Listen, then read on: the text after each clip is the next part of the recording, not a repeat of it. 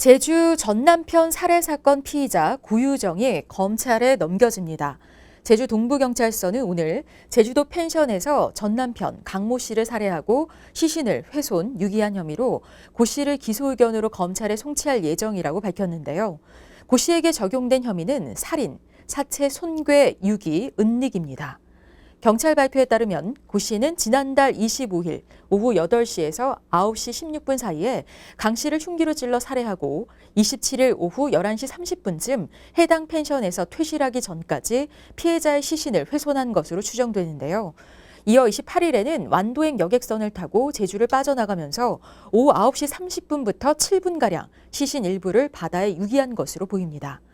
이후 고 씨는 경기도 김포 소재 가족 명의 아파트로 가서 29일 오전 4시쯤부터 31일 오전 3시 사이에 남은 시신의 일부를 2차 훼손한 뒤 종량제 봉투에 담아 쓰레기 분리수거장에 유기한 것으로 보고 있다고 경찰은 설명했습니다.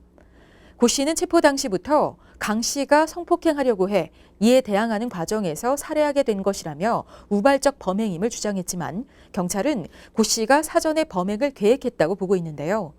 경찰은 고 씨가 제주에 오기 전 졸피뎀 성분의 수면제를 처방받아 구입하고 제주에 온 뒤 마트에서 범행 도구를 구입한 점, 범행 전 범행 관련 단어를 인터넷으로 검색하고 차량을 제주까지 가져와 시신을 싣고 돌아간 점, 범행 현장을 청소한 점, 피해자 시신을 발견하기 어렵도록 훼손해 여러 곳에 유기한 점 등을 계획적 범죄의 근거로 설명했습니다. 경찰은 현장의 혈흔 형태를 분석한 결과 피의자가 3회 이상 피해자를 찌른 것으로 보이고 방어은은 있지만 공격흔은 없었다는 점을 들어 피해자가 의식이 또렷하지 않아 공격할 수 없는 상황이었다고 추측했는데요. 혈흔 높이도 피해자가 도망가는 듯한 형태여서 수면제를 사용한 것으로 보인다고 설명했습니다. 또한 경찰은 피의자가 휴대전화와 컴퓨터로 범행 관련 검색을 하기 시작한 지난달 10일부터 범행을 준비한 것으로 추정했는데요.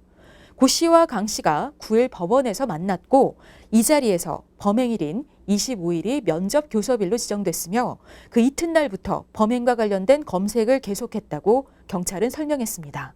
김포에서는 사다리와 방진복, 커버링 테이프 등을 구입한 사실도 확인됐는데요.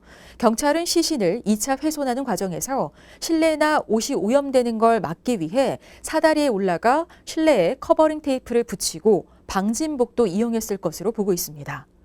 범행 동기는 가정사와 관련된 것으로 추정했는데요.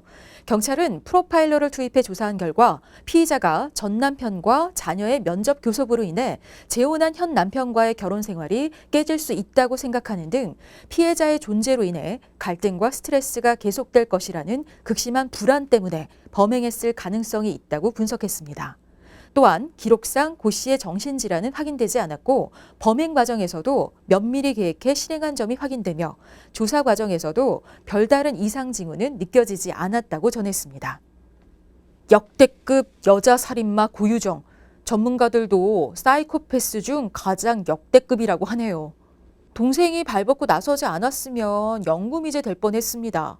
동생이 증거 들이밀기 전까지 경찰은 아무것도 하지 않고 고유정 말을 신뢰했어요. 경찰들 뭐예요? 진짜 인간이 아니다. 살해 방법이 너무 잔인해서 입에 담기도 소름 끼치는 걸, 상상하기도 싫은 걸 혼자서 실천한 고유정이 진정 인간의 뇌를 가진 사람인가?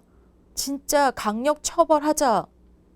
경찰은 사건을 검찰로 넘긴 뒤에도 남은 피해자 시신을 수습하고 검찰과 협력해 증거를 보강하는 등 범행을 명확히 밝히는 데 주력할 계획입니다.